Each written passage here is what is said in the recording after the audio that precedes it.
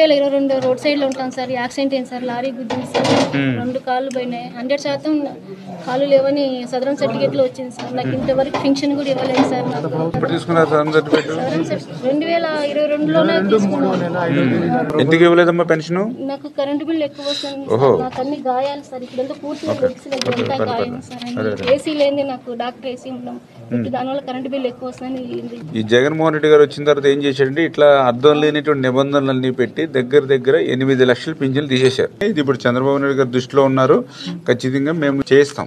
న్యాయం అయితే జరుగుతుంది 100%. సార్ నాకు నెల్లూరులో బొల్లైన హాస్పిటల్ ఉంది సార్. నాకు ఏమో ఆఫీసు పంపించండి. కాన్షియన్సీ అన్నగారు నమస్తే అన్న. నమస్తే, బాగున్నారా?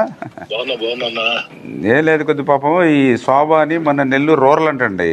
కాకపోతే కరెంట్ బిల్ ఉందని చెప్పేసి ఈవిడికి పెన్షన్ లేదు అప్పుడు 2022 నుంచి కూడా.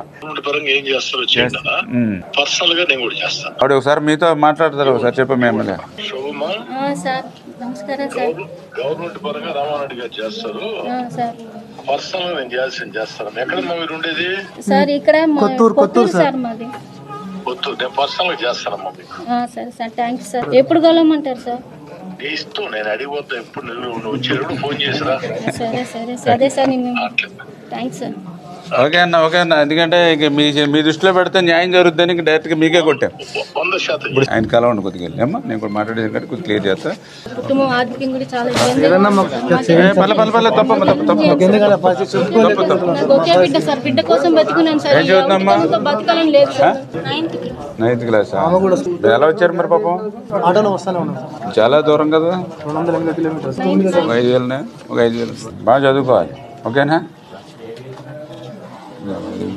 మళ్ళీ చర్చిలకి ఎట్లా కొంచెం జాగ్రత్త పర్లేదు. ఓకే అమ్మా, జాగ్రత్త.